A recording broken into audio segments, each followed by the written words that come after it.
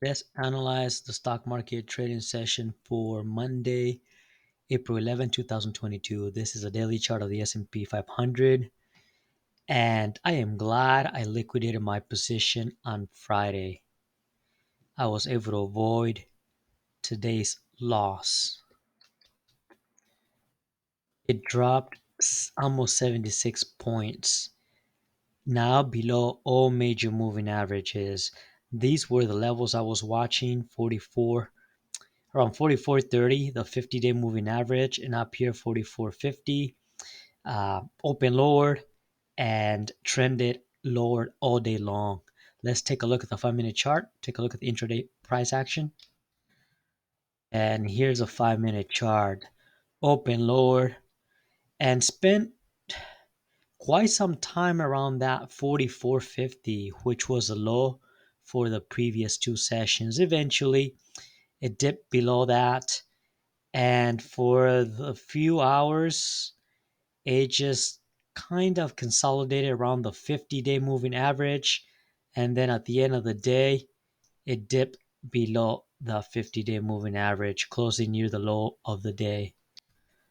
Come back to the daily chart. Today's price action obviously was very bearish. Look at the candle, doesn't look good, closed below the 50-day moving average, but not too far away from it. So I'll be watching this level very closely tomorrow. Who knows? I'm only going to be looking for a bounce. I'm not planning on shorting. I think that this level can quickly tomorrow, if it opens higher, it can quickly push back above the 50-day moving average, use it as support, and keep bouncing higher from there. If, however, we open lower tomorrow, yeah, the sell-off can really intensify, but that's fine. I will look for a bounce from off a different level. The only scenario that I can think of that I would short, I would probably say if it opens tomorrow or it stays for the next session or two between this trading range, and then it pushes below today's low, then I could be a short. But I don't see any other scenario for a short setup yet. So I will be looking to play the bounce. And now for the Nasdaq 100, this one had a big sell-off, down 337 points, or which is equivalent to 2.35%. Liquidating my position on Friday was the right decision.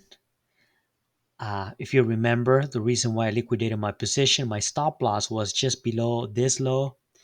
And this is exactly the reason why I liquidated my position at the end of the day, to avoid a gap down, open much lower, and then my loss would get out of control. Very difficult, would have made it very difficult for me to manage my position after this big gap down. Now I will be looking for a bounce. Even this one has been difficult to short. The short was here, was to short here, and then it didn't give you a chance to short below this level, as it ended up opening lower. And here also a dip below this level, you didn't even get a chance as it opened much lower. So two big gap downs in four trading sessions. Just an observation. For this one, I think it's moving too much too fast. So I would expect a bounce from any level really. Look at the drop, the magnitude of this drop in 5 trading sessions. Why would you be shorting right now? Doesn't make sense. I think the bounce will have much more potential than a sell-off from, say, this level, today's close. So I'll be looking for a bounce.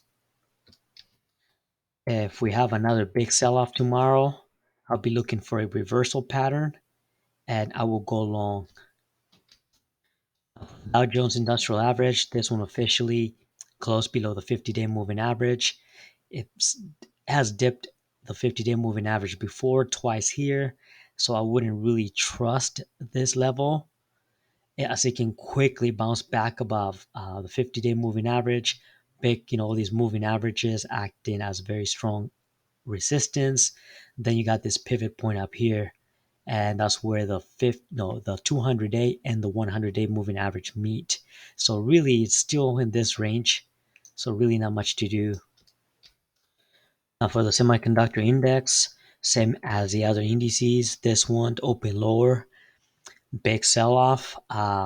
In the last couple of weeks, it's been from the high up here. It's down approximately just almost 16%.